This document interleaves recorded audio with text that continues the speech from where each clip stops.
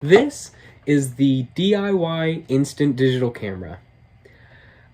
Aren't digital cameras already instant? Like, when you take a picture, isn't it like saved to the camera already? What makes this so instant? Maybe it's instant DIY. There's no way. It would be called the instant digital DIY camera, not DIY instant digital camera.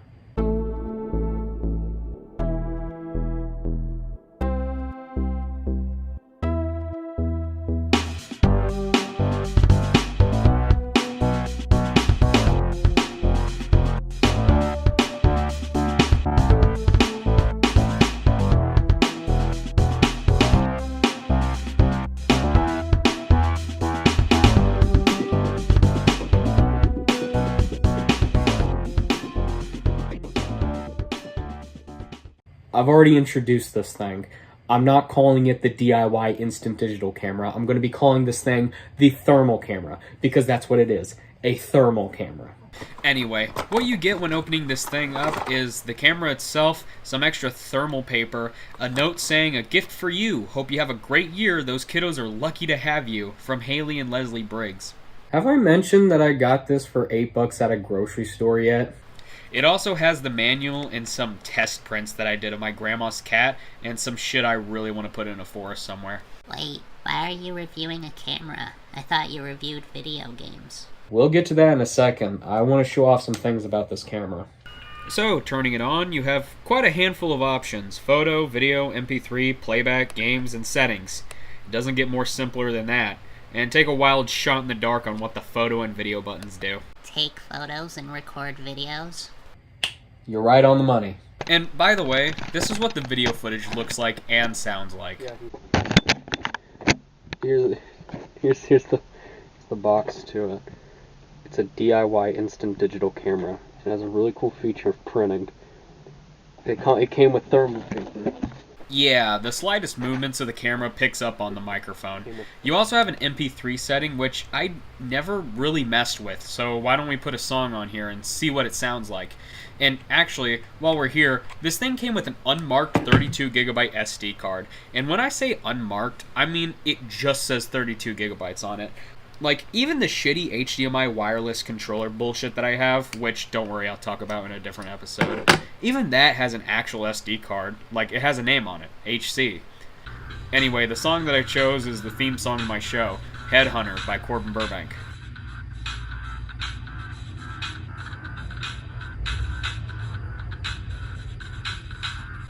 Yeah, I'm not joking. That's actually how loud it is. It is ridiculously quiet, and even though you can barely hear it, the audio quality isn't very good. Now, I'm kind of curious what the hell Jeffy's Endless Athos would sound on it. Anyway, next up is playback, where you can view the video files and images that you took. And the first image on here is from a school. And you know what? That teacher actually kind of looks familiar. And now that I reread this piece of paper, the name Briggs actually sounds pretty familiar. Huh. But anyway, I can show you this thing printing with the thermal paper.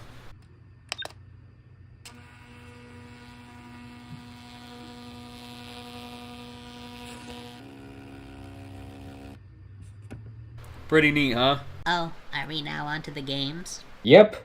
This thing has 4 whole video games on it. And none of them have sound except for just beeps.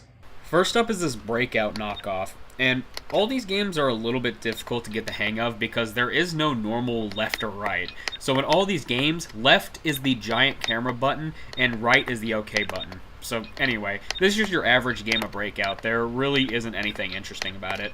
And the next game is box pushing. Yeah, with this controller, it's not exactly the most comfortable way to play it. After that, we got Tetris, which is probably the most obnoxious one because you're constantly pressing the buttons to move the pieces, so it's just beep after beep after beep after beep. And then with any simple device, you know it's got to have Snake on it. And this one's actually really funny because it's extremely slow, but if you hit one of the move buttons, it automatically moves your Snake. So you can go at your own pace. Either let the Snake move slowly, or mash the fuck out of the buttons to move fast. Overall, I think the best game on here is Tetris, because to be honest, it's really fucking difficult to mess up Tetris. And you know what? There's actually one thing about this camera that is really fucking funny to me. If you go into the settings and go to video resolution, the icon is a really low quality screenshot of a Windows folder from like fucking Vista with the media player icon next to it. And what I find really funny is that I cross-referenced both Windows Vista and Windows 7 folder icons, and this is not one of them. But I did find the original image. And it's by some guy called Joseph Simmons on Flickr. So not only did they go through the effort of stealing this guy's design, it's in the most shittiest fucking quality ever.